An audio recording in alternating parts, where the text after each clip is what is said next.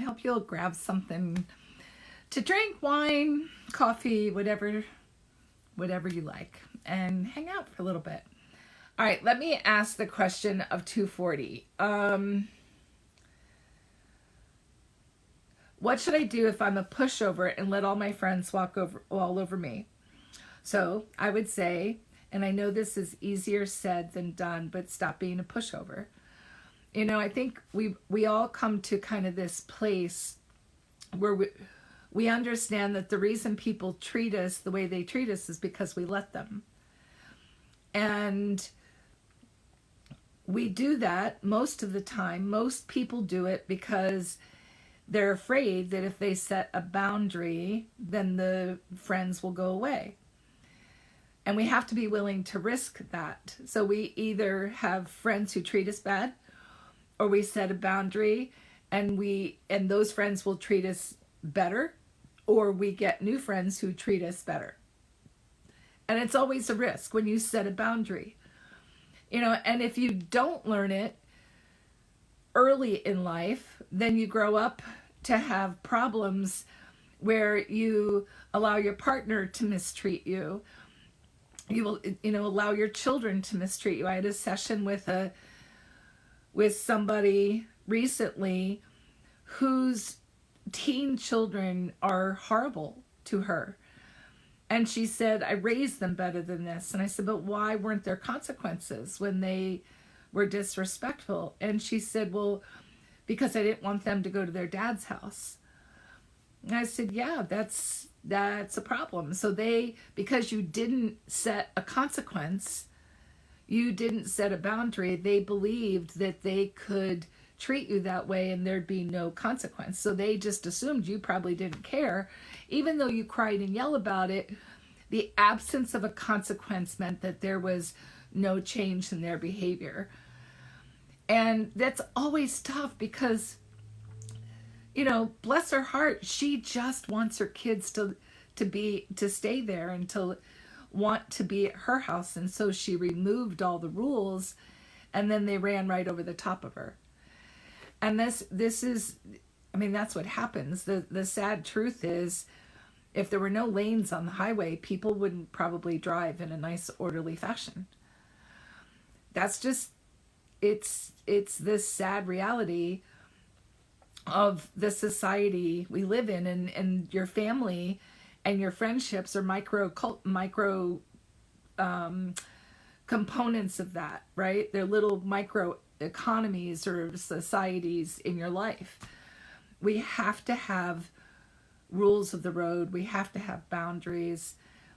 If we don't, then the only person that we can blame for how we're treated is us. And if you have any questions about what that boundary might look like, I'm happy to answer that question. Dealing with holiday events, group lunch dates as an introvert. Amy, I think that as an introvert, and ironically, I'm very much a social introvert. So I think as an introvert, the key to successful social engagements is to have a list of questions that you start conversations with. Hi, how do you know Mike and Susie? Or hi, what do you do for a living? The kind of classic conversation starters. Ask what's your favorite part of Christmas, or what was the hello Rocky's World. What's your favorite part of Christmas? Do you have a favorite Christmas memory? We can always start a conversation, and then honestly, the single most important thing about continuing the conversation is getting comfortable. Getting curious. Hi, Nurse Chris. Get curious and just keep asking people questions. Most people come away from social gatherings believing that nobody was interested in them, that nobody bothered to find out about what was going on in their life. So you could be like the hero of this social engagement. Actually, this is probably good content because there's so many people that despise going to those kind of events for that very reason. They don't know what to say. You know, yeah, you know everyone at those events, church friends, but still a lot. You know what? It's really, but there's things that you don't know. Like, what's your favorite Christmas memory? What was the best gift you ever got for Christmas? Have you gotten any really cool gifts for your family this year? And you can zero in on something you don't know about these people. I think I've said this before. When in doubt, go wash dishes. It's the safest place to be if you're super uncomfortable at a social event. Hi, let's see. Mary Jo, how are you? How can I stop being a deep lover? I feel like I always love more than the other and suffer more.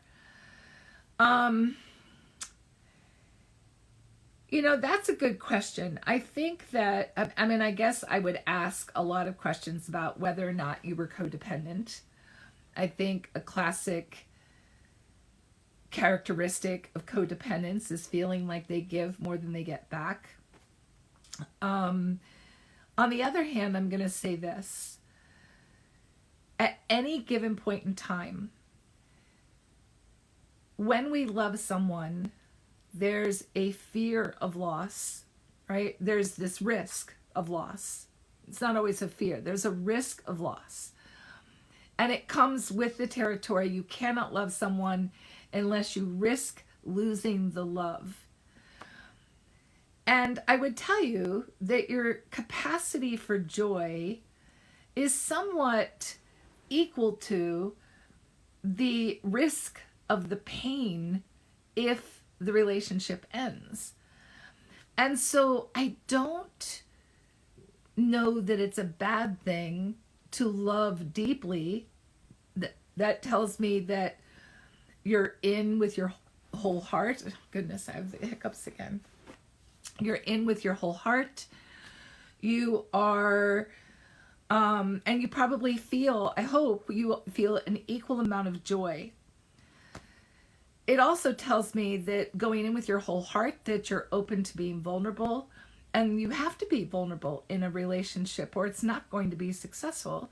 And maybe, thank you flawlessly, maybe you're just, for some reason, not choosing partners that are going in with as much vulnerability. And that's why it feels, thank you guys, and that's why it feels so unequal.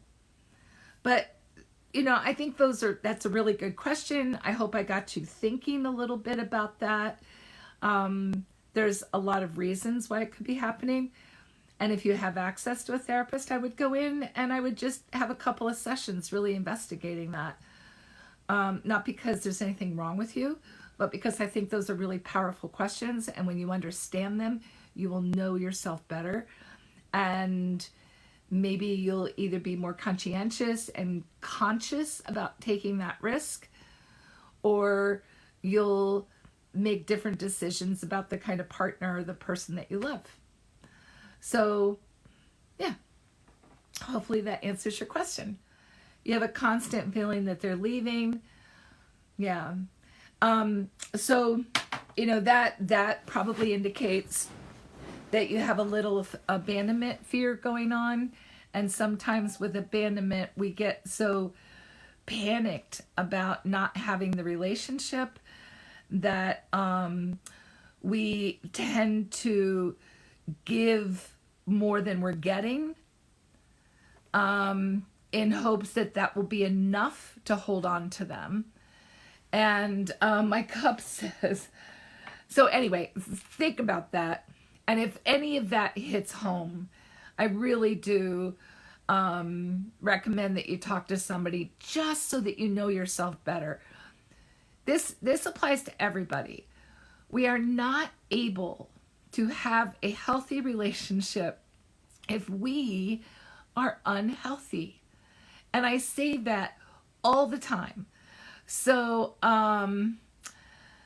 I'm glad you got wine in your hand. So anyway, I just really want to encourage, and it doesn't have to be perfect, right? Nobody's perfect, so you don't have to know yourself perfectly.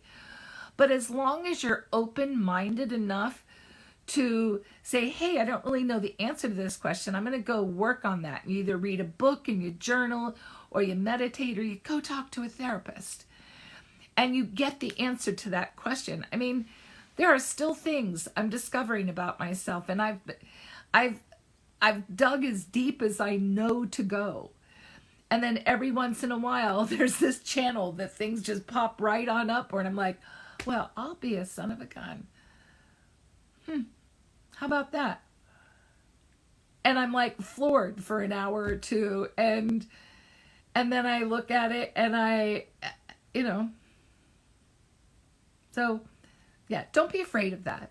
I think that's one of the absolute best ways to grow and be your best self. Yes. Somebody asked me, so I did a live on Instagram today, which with Sally from My Rive on Instagram. And she asked me this question, and she said, and you can go see it, by the way, it's on my Instagram story, so you can see the whole live if you want to. She asked me, what are the 3 most important things that I tell people? And one of the things I said was, first and foremost, you have to know yourself. Put time and energy into being your best self. Not one person comes into my office that doesn't hear me say that, because nothing else works if you're not working. Nothing else in your life will work if you're not working at, I would say, at capacity or at your fullest potential. And I think that constantly grows. So that's number one. And how do you become your best self? You stay open, you stay curious. We used to think that the atom was the smallest particle. And the only reason that we even know about nanoparticles is because people stayed curious.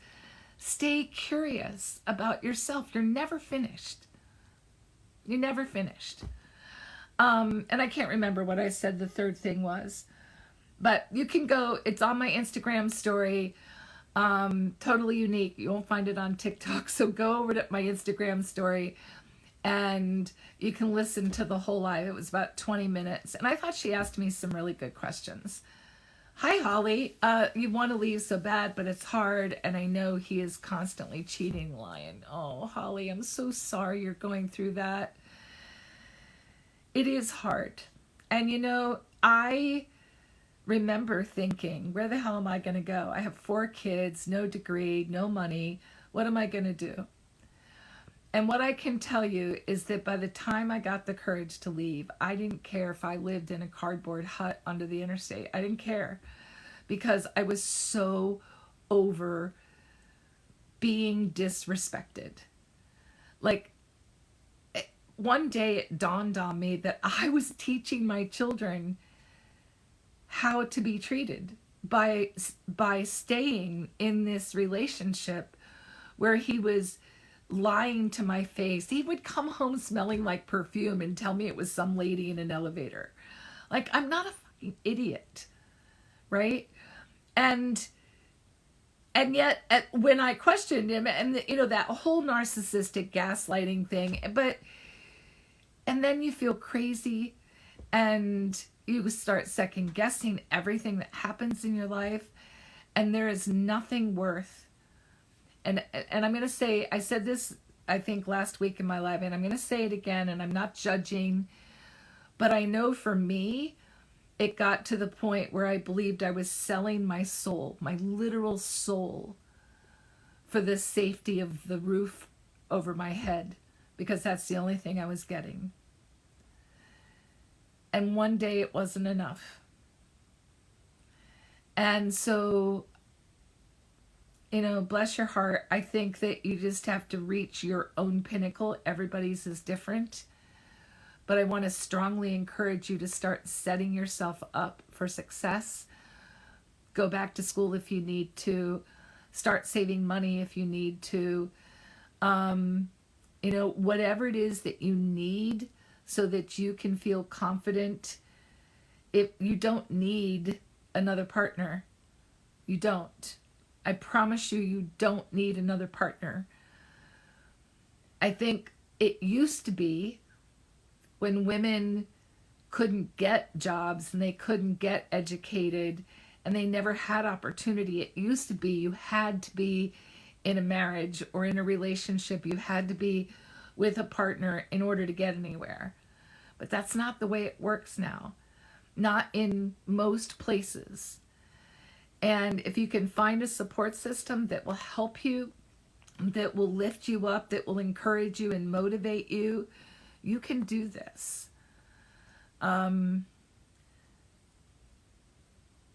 Yeah, I hope that helps a little bit. I have research therapy. I've done it all. But I continue to stay for my kids. By the way, Holly, I promise you, if he is lying and cheating, you are not helping your kids. Especially if you're fighting. I have kids say to me, and students say to me all the time, I don't have any respect for my mother because she's staying with that asshole. I literally hear that all the time. Whether it's because they're cheating or whether they're drunks or whether they're lazy, and the story is a little bit different, but I can't tell you how many times I've heard a teenager say to me that they will never grow up and do what their mother does. That's not helping. You want to do the things that you want your daughters to do. And I know that was a turning point for me when I really understood that I was letting my girls see me accept disrespect. That was a turning point for me. So, Mary Jo, I was watching one of Matt Parker today, his videos. He said he had a waiting list of 4,000 people a year ago, which, how do you have a waiting list of, I believe him, but I just can't even imagine. I can coach anybody around the world. I can't counsel you if you don't live in Maryland, Pennsylvania, and Delaware. If you want relationship coaching, I can do that. If you need to heal parts of yourself first, go do that in therapy locally. And then I can work with you. And, and it may be that what you do is you come in 2022, I'm going to do retreats. I'm going to do weekend retreats. It's a promise to myself. I'm going to do this thing. And maybe you can save money and come to one of the retreats. And it's going to be like a boot camp, self-awareness, get to know yourself, cry it all out, build relationships, go home empowered. If I can't be your therapist, maybe you can come and we do that really base digging work, and then you have a list of things to go to a therapist and work with in the state where you live. Stay tuned for more details on that. My passion really lies in that one-on-one helping, especially women, but I do it with men too, helping women see themselves as worthy of something more than what they've been allowing in their life, whether they've been holding themselves back in their career, whether they've been staying in the wrong relationship, whether they're grappling with kind of that sandwich thing between their family, their parents, and their own family. That's my sweet wheelhouse. Although I'm really good at couples counseling too. And I love doing that. But I would say that to all the people who say, have said to me, I wish you could be my therapist. That's why I'm going to do the weekends, the retreats, because I just think that's a way to start the ball rolling. Having a hard time today. I feel angry a lot and find myself getting mad at my kids for the smallest things. I feel horrible. Real talk. So that anger is representative of something else. I know that the jury is out on this a little bit, but I'm very much in the camp that anger is a secondary level emotion and that there's some other pain under the anger. Most of us jump right to anger because that's easy. It's easy to feel, it's easy to demonstrate, it's acceptable. And so the key is to try to figure out what else hurts. What is the other heartache that you have? Are you tired? Are you feeling overwhelmed? Are you not getting the help that you need? Are you trying to do too much? If you are, why? And, I know that question is applicable to so many other people. Anger is a secondary level emotion. Find out what's underneath the anger. And I can tell you, I'm going to tell you that most of the time, it's, I don't feel loved. We could say I don't feel appreciated, but that means I don't feel loved because if somebody loves me, they'd appreciate me, right? You go all the way down to this place where I don't feel loved, desired, I don't feel like I belong. In that little space is, in my humble opinion, where all negative emotion emerges from. And so what you need to do is you need to figure out exactly where that is and follow the path, right? Well, if John loved me, he would appreciate me. And because he's not appreciating me, I feel I'm getting overwhelmed. And when I get overwhelmed, I feel alone. And when I feel alone, I get angry because I'm not alone. I'm married and I should have a partner and blah, blah, blah, blah, blah, blah, blah. But when you drill down, it's this pain of not feeling loved because of all those things. So common. And you can say all day, I'm mad at John. You can tell John, I'm so angry, blah, blah, blah, blah. But unless John can make the connection that all these things trickle down to, do you really love me? I'm afraid you don't really love me. Then it's not going to make sense. And the anger is not going to be probably taken seriously. So, yeah, I know that, I'm using very general terms here. So I hope that you can just kind of think of it, put your own scenario into that example and see if it fits. Hold on, guys. I'm the adult. I need to figure this out. Please don't judge. You're taking it out. And then, oh my gosh, real talk. I'm not going to judge you. I have 4 kids. Oh my gosh. I really believe I'm excellent at no judgment. I have walked some very fine lines. I have 4 kids. I have been angry with my kids. I was in a crappy ass marriage with 4 kids. You don't think I had moments? Oh, please. I will not judge you. If there's, maybe when I was 25 or 30 and I thought everybody was supposed to be perfect. I thought I was supposed to be perfect. Maybe I had judgment back then. I don't remember, but I can tell you that any judgment I ever had came from a place of not knowing.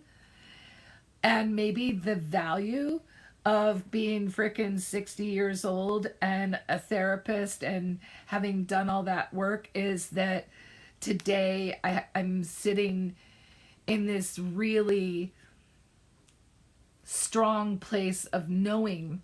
And if it hasn't been something I personally experienced over the last 10, 11 years, I've worked with somebody who's experienced those things, or I've helped somebody who's experienced those things. So, girl, you will never get judgment here, ever. Not from me. Will you remarry? Janie, you're 77. I don't know. Um, I, 77. My stepmom got remarried at 72. She's 77 now. Girl, you might. But I would tell you, why do you even have to remarry? Just hook up. Just move in. What's that movie? Was it Jane Fonda and Robert Redford? They were widows next door to each other, and they just wanted the comfort of sleeping with somebody, and so she came over every night, and or he went to her house. I didn't actually watch the movie, but I saw the previews, and they snuggled, and then they built a relationship, right? Yeah, I don't know, but if you want a man in your life, or a partner, sorry, I'm sure you can have one. There are a lot of widowers, although I have a client who moved into a new retirement community, and she said that it's heavily populated by more women than men. And so when a gentleman becomes a widow, or if a widower moves in, there's easily three women that invite them to sit at the table, and at their table, and she said you can't even get close to them. It's like there's this one group of women who's like they're just hunting the widowers that come in. So I don't know, I'm not quite there yet, but my understanding is that means that you have a ton of power over men, and this is backed up by research, but men don't do well living alone very long. So if you want a relationship, I'm pretty sure you can get one. Hard to acknowledge your journey started with joy and love, and then went batshit crazy. Oh God, isn't that the truth? Yeah. I mean, at the end of the day, people change. And, not everybody is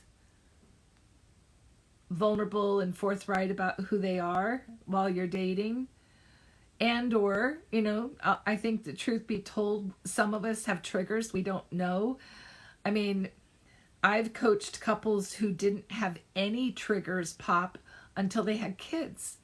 And then it was like boom, boom, boom, one trigger after another got activated, and they couldn't parent together. They couldn't be together as parents without a lot of work. New jobs, moving to new places, death of parents. I mean, like all these, losing a job. I remember working with a couple. He was a government contractor and she was a stay-at-home mom, and then his company lost the contract and he got laid off, and they ended up losing their house, and she didn't have a degree. She got a part-time job and she was in sales, and he went into a deep depression, and it was just a cluster. And they made it, but by the skin of their teeth. And he ended up going back to school, and now he teaches school. And they made it by the skin of their teeth, because life just throws you curveballs, man. That sometimes ignite triggers, sometimes they change us in ways we can't anticipate. The number of people who said, I just want my husband or my wife back, the person I married. So many times I've heard men say to me, my wife changed when she became a mom. Duh. But they weren't prepared for what that looked like. So yeah, I mean, I don't know if any of that fits into your story, but you are in good company when you say that it's really hard to acknowledge how something that starts so great ends up imploding. And it's very disappointing for sure. But are there always red flags? Hello, Stacy. No, I'm going to say there are not always red flags. Because remember, like in the case of somebody who changes when they become a mom, or somebody who goes through depression because they lost their job.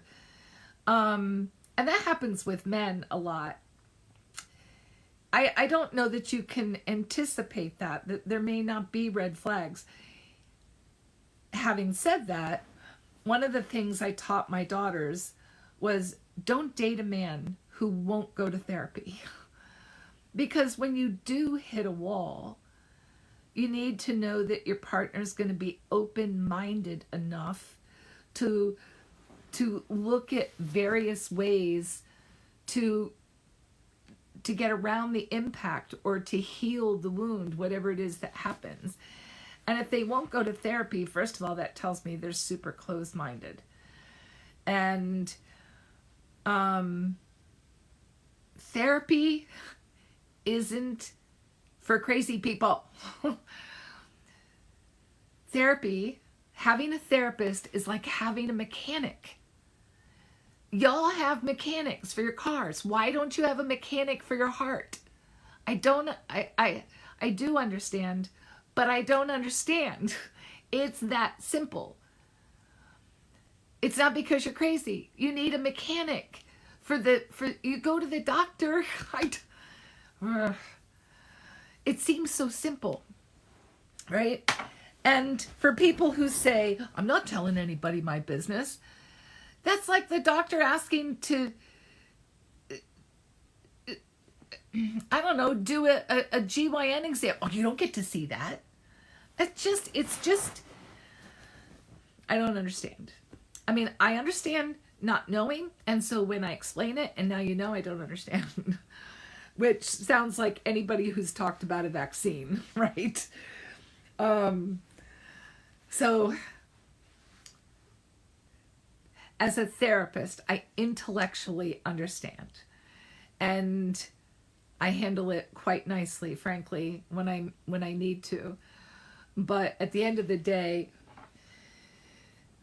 therapists are mechanics for your heart and your mind. That's it. And when you need a tune-up, you go to the mechanic. Sometimes you need more work than other times. Sometimes it's a quick oil change and a tire rotation. Sometimes it's brakes and rotors and blah, blah, blah.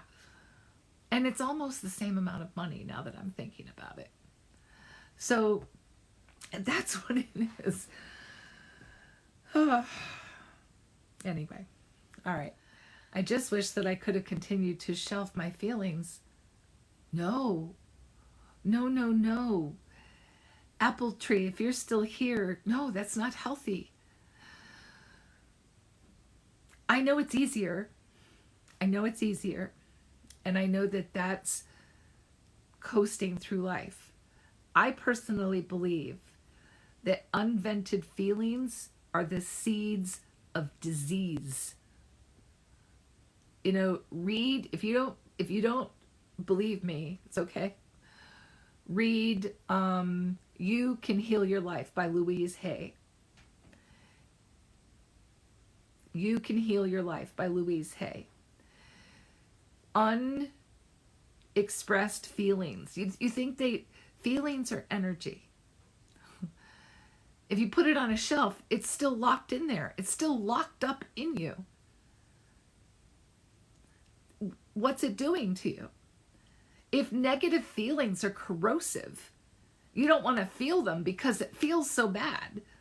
If you put it on a shelf and it leaks, it's like a corrosive battery. It's just going to leak battery acid or emotion or feelings acid all through your system. You have to feel the feelings. You have to. There's no way out of that. And I know it sucks. I spend a fair amount of money in tissues for my office. But crying is the natural way that our bodies were designed to release those emotions. Okay? Crying is the way we release them. And there are studies to suggest that people who cry have less physical illness. Because it's not up on the shelf. Don't stuff your feelings on the shelf. Take a walk and cry. Punch a pillow. Draw pictures with black crayons. Take a can of spray paint and spray old cardboard boxes. Take a power washer and write obscenities in your fence and then wash it all away. Write music. Learn to meditate. Exercise. Write a book. Write poetry. All of those things are ways that you can vent or express feelings so they don't have to sit on your shelf.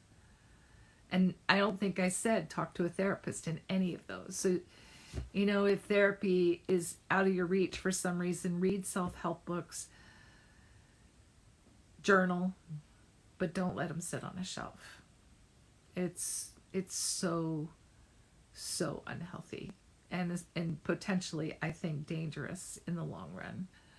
When did you feel you were comfortable within yourself, and what was it that made you who you are? Oh my gosh, it's such a good question. So I would tell you that I'm still growing in comfort with myself. I grew up with really low self-esteem, and it became kind of the impetus for a lot of poor behavior, a lot of promiscuity growing up. Well, not growing up, in my early 20s, a lot of codependency, a lot of, that coupled with abandonment issues. I would say that it took, through my divorce, like once I made a decision to end my second marriage and never, ever change who I was to accommodate somebody else's needs, that was very it was like a lightning bolt. It was almost a cathartic understanding. And then it was, once I knew that, I used that as the impetus to really start looking at building self-confidence and self-esteem, because after 16 years with a narcissist, any self-esteem that I had managed to acquire just was erased with him. And everything that I've been through made me who I am. I think when I wrote my book, it was I had done it kind of prior. Like I had really sat down and pulled apart and looked at all of these different elements of myself, but putting them in a manuscript allowed me to kind of chronologically understand what the sequence was. Like this happened and this is how it impacted me, and then this happened and this is what I carried with me. And then I could see it kind of blossom into the woman that I was. I wouldn't change, by the way, not one thing. And I think that's really important to know. And I say that because, my parents' divorce taught me something. All of the different relationships and experiences that I had in my 20s, especially, well, I guess before and after Rocky. My first marriage, he died. And then it was just this search for love. And then, but I can't imagine not having had the love that I had with him. That whole Prince Charming experience was very instrumental in the woman I've become. And then there was my second marriage, and I have 3 amazing daughters as a result of that relationship. And I'm a therapist today because of that marriage. So I don't want to undo any of that. And then meeting Harlan was such an incredible gift to me. I can't imagine changing that. And all of these things have turned me into this woman. In a lot of ways, also very purposefully. So they've all made me who I am. There's not any one thing. But the moment I think that I decided to be who I am was that when I made the decision that I was never going to let someone else dictate who, I wasn't going to make myself small ever again.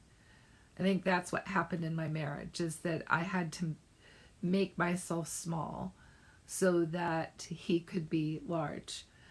And I did it. And I thought I was doing it willingly for a very noble reason. And it was just his narcissism at the end of the day. So I hope that answers your question. Your husband wants to go to therapy.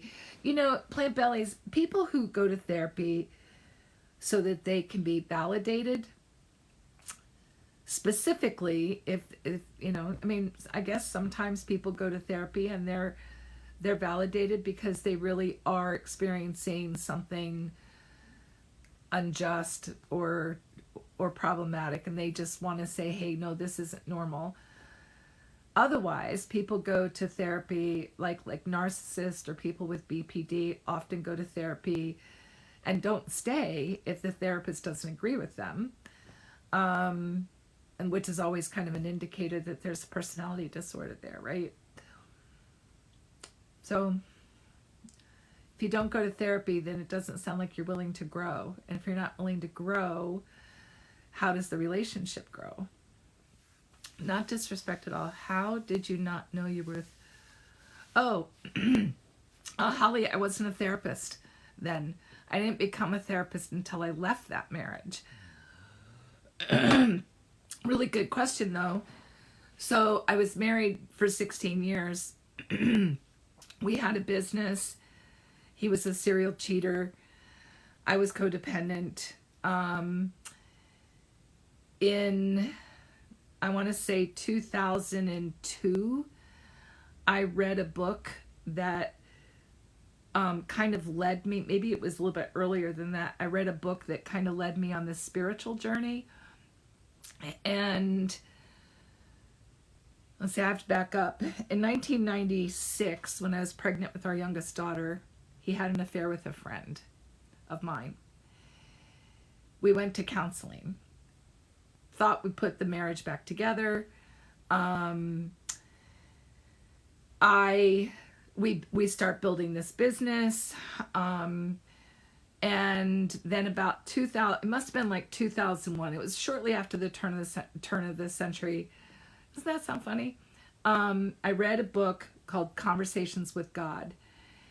And up until that point, we had been super heavily involved in a church. And I was enmeshed in the idea that I had to stand by this man. And I read this book called Conversations with God by Neil Donald Walsh, and it completely changed and shifted the way I experienced my faith. And it set me on a journey of kind of discovery. And for a long time, it was a spiritual journey. Like, it was really, I was questioning my faith and the way my faith played into my marriage and what I believed about the world at large. And then I hit this book, Messages from the Masters by Brian Weiss. And the emphasis on, just very quickly, the emphasis was the only thing in the world is love.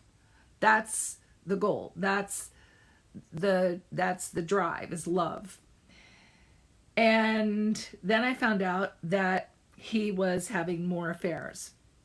I mean, ultimately, I think the sequence is I discovered he was having an affair with my sister for lots and lots and lots of stupid and different reasons. I said, this can't happen.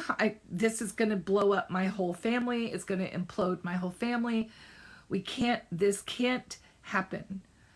This is just a mistake. And we went to therapy, all of us kind of together, which was a cluster. And I stayed in therapy. Long story short, for that entire year that we were in therapy, they were maintaining some semblance of a relationship. One day it was January 7th, I think, 2005. He left for work, and I sat down at the desk, and his email was open, and there were five women that he was having some degree of a relationship with. And that was it. It was something snapped, and I shut down. And I started working with the therapist by myself to figure out why the hell I stayed in that relationship all that time. He would not move out of the house. So he did move down to the basement for a solid year and a half. He lived in the basement. During that time, my mother died, the mother of me and my sister. So we were thrown together in all of that uproar. Our families, it was such a freaking nightmare. And then he moved out. And we owned a business, and I was incredibly fortunate enough to get half of the value of the business, and I had the opportunity to do whatever I wanted.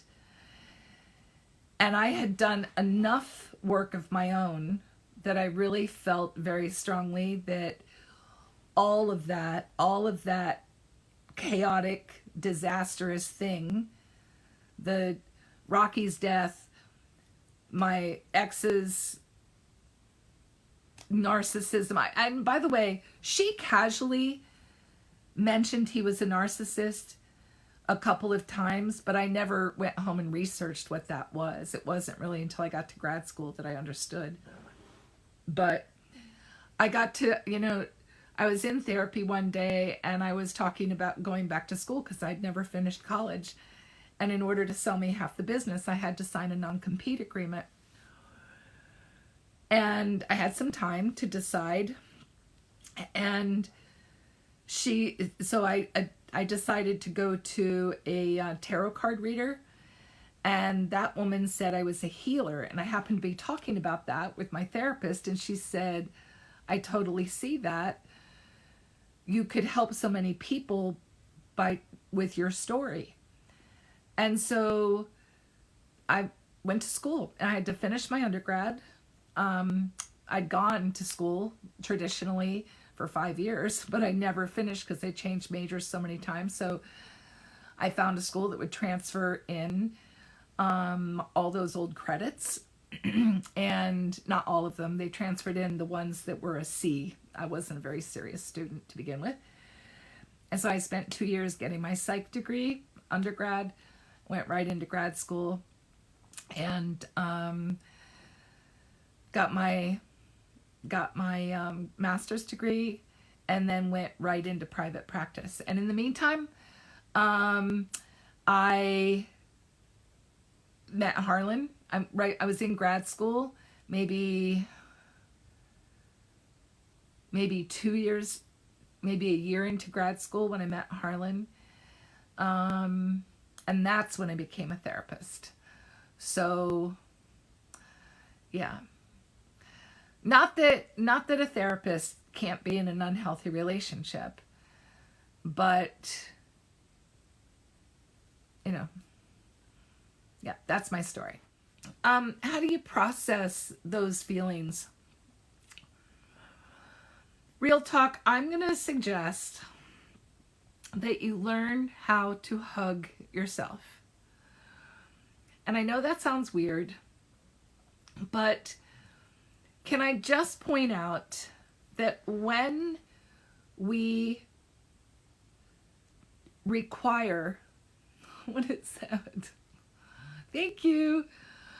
When we require, you guys, thank you so much. Truly, thank you. When we require external validation to fill our bucket, we can't ever be happy without other people filling our bucket. We're always dependent on other people. We have to learn how to fill our bucket so that we're not dependent on all those other people. There are lots of days when I will do this.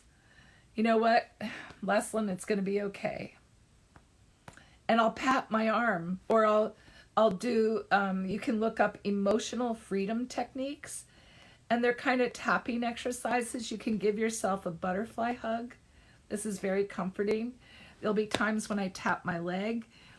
EFT techniques stimulate a lot of the dopamine centers, and you can learn how to do that.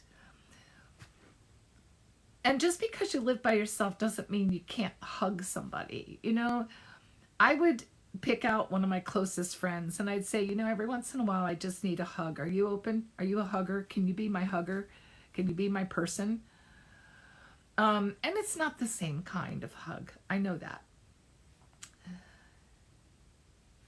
But I would say that it's so important not to depend on external sources for that.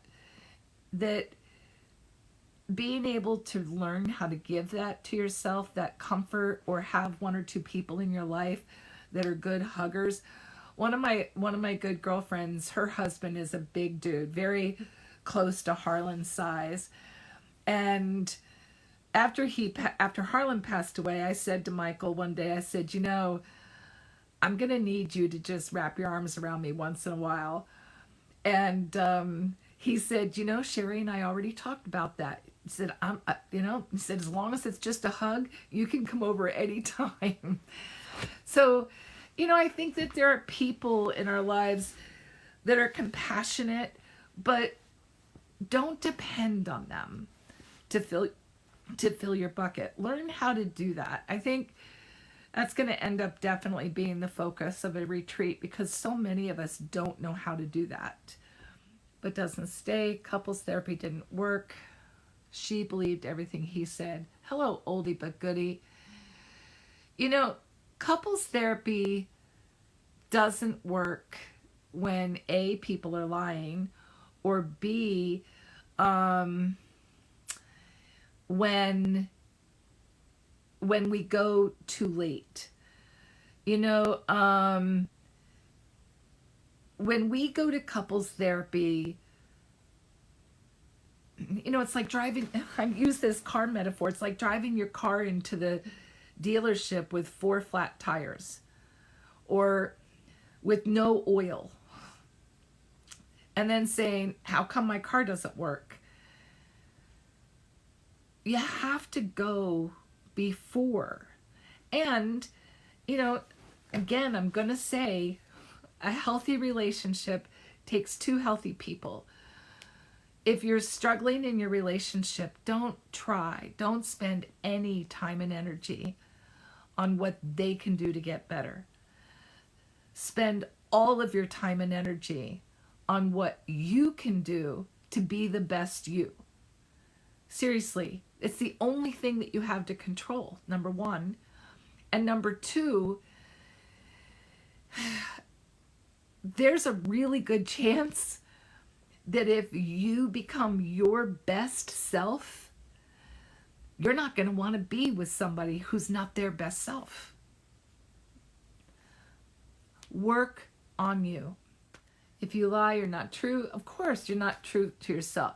If you lie, I wanted to say, if people only lie for a couple of reasons.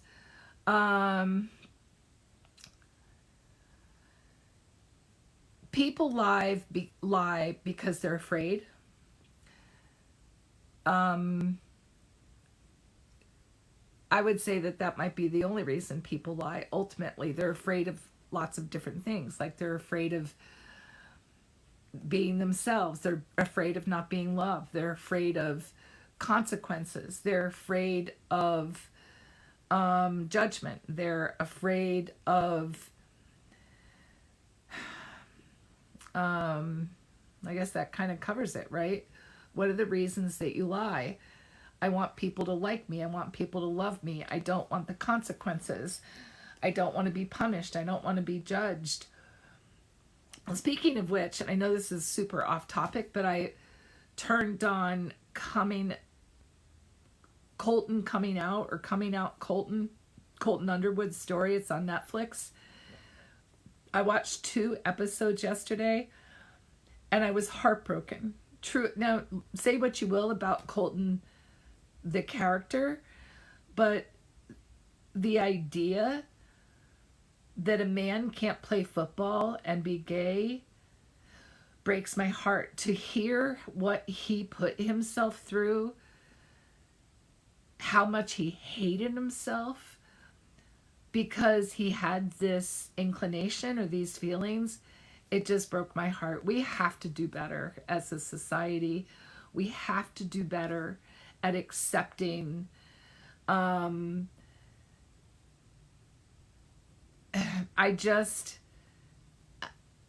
do we encourage that except continue to demonstrate it and continue to just be better, be our best selves. Holly, you think there's souls born bad? I don't know. Maybe.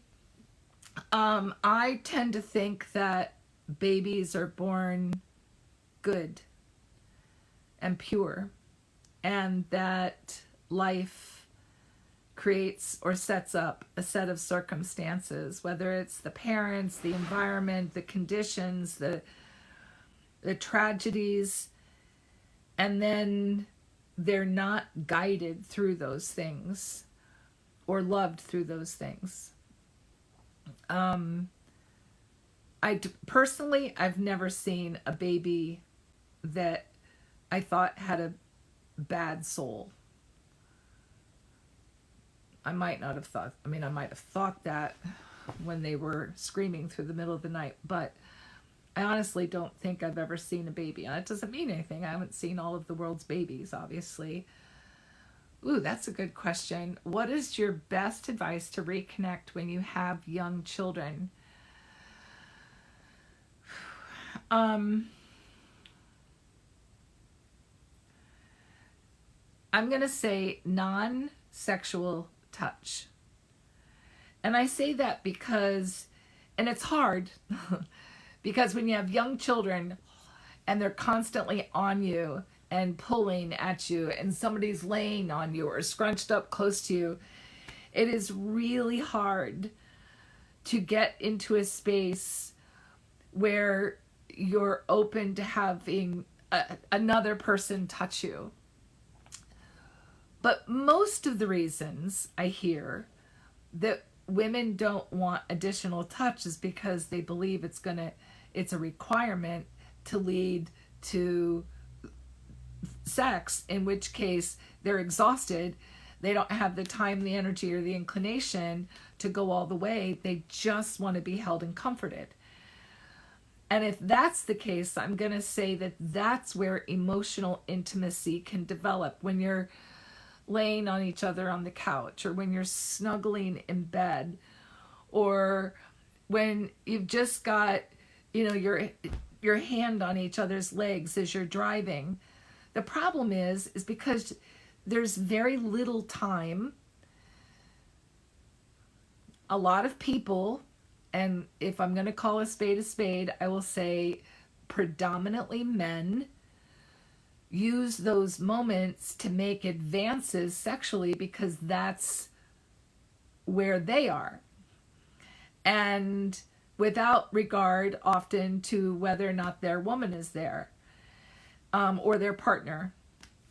And so that touch space where emotional intimacy breeds is often, it often evaporates. Women will stand back and say, I'm not even gonna let him put his head in my lap, or I'm not gonna put my head in his lap because it's gonna be suggestive, and blah blah, and they don't have the energy or the wherewithal to go all the way. So I would say connect through touch. And if your partner is mature and considerate, then that can probably work. But I think you have to, if their partner's not necessarily mature and considerate of your needs, then you need to set it up and help him or her understand that that's where the emotional intimacy stays ripe and strong. And the emotional intimacy is what you need to ignite the physical fire when you have energy. And so, off the top of my head, that's my best advice. Your husband lies for no reason. There's a reason. There's always a reason. I mean, even if it's habitual, right? It's a habit. That's a reason. I try really hard not to lie to your kids, so you don't want them knowing the truth. I mean, Holly, there's a way to offer age-appropriate truth. And obviously, without knowing details, I can't give you a specific example, but I think we can tell our kids the truth without giving them gory details, like mommy and daddy are having a hard time right now.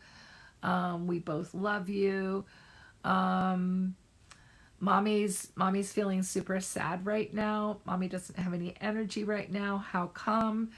Some days are just like that. And all of these are age-appropriate truths without getting specific. So I don't think we have to. I'm not saying I never lied to my kids. I told them that there was an Easter bunny until they were 10, which I don't think they believed. But yeah, I don't know what else to say about that, really. Very true, but some are like that at a young age, and I'm wondering if it's a spirit.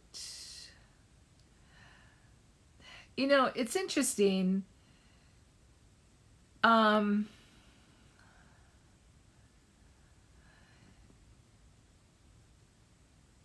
think there are stories of people, like bad seed stories, right?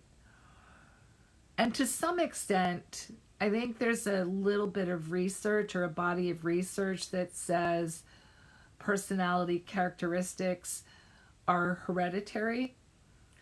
And we certainly know that there are some traits that kind of go down.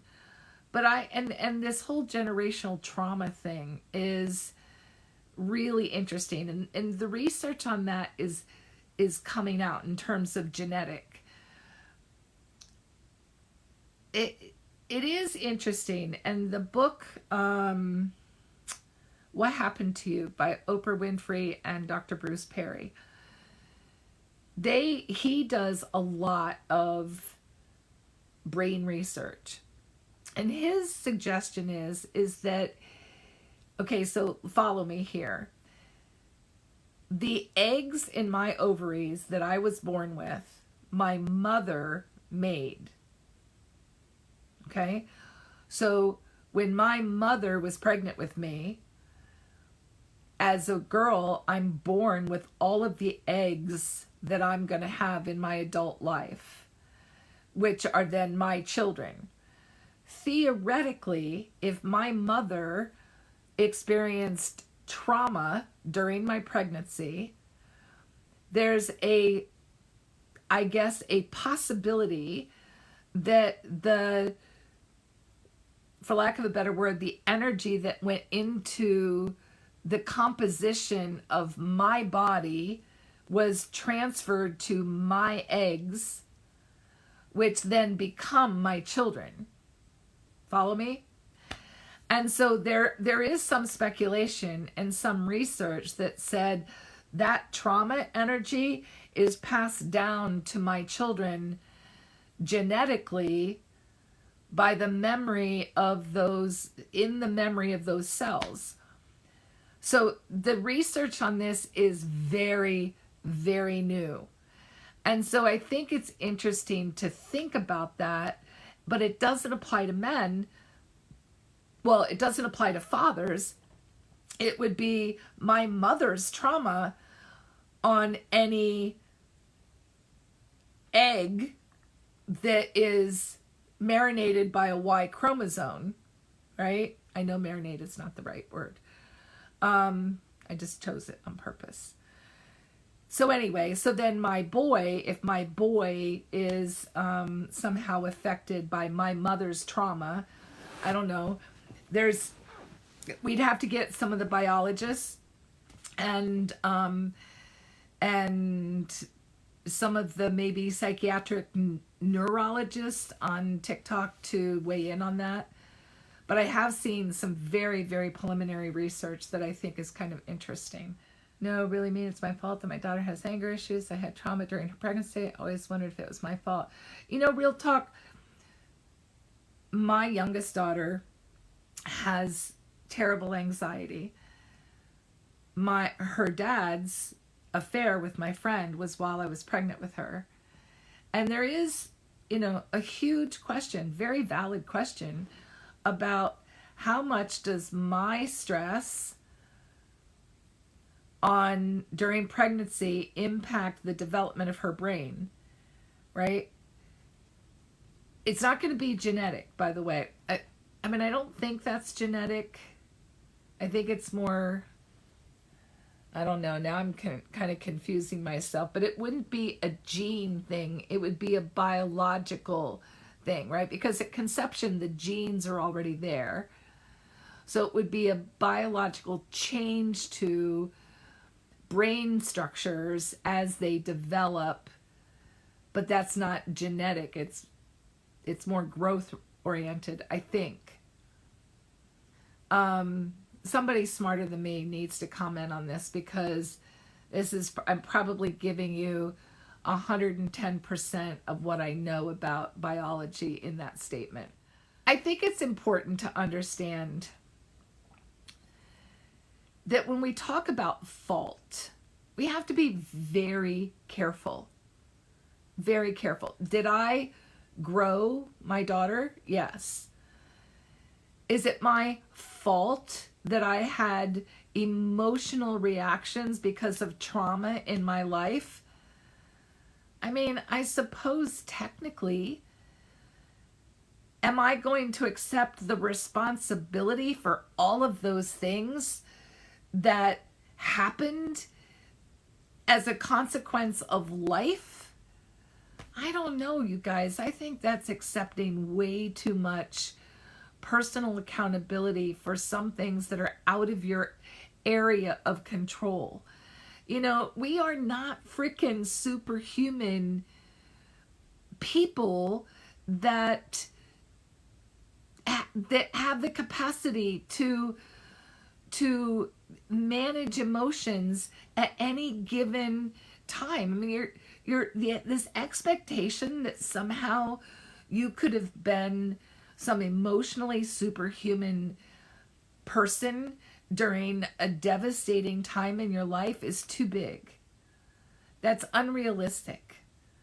And it's not helping you today to own that kind of thing, except for, I'll say this, I was actually going to put some content out there about this. I do think it's important to own our stuff. Here's the truth. When I was pregnant with Emily, I was under a tremendous amount of stress, and I probably did not cope with it as succinctly as I might have today, knowing more. But I guarantee you that back then, I did the best freaking amount of coping that I could do. I was pregnant. My husband was screwing around with my friend. We were poor. I couldn't leave. And I did the best damn thing I could do. I did the best I could do. Am I going to fault myself for that? No, I am not.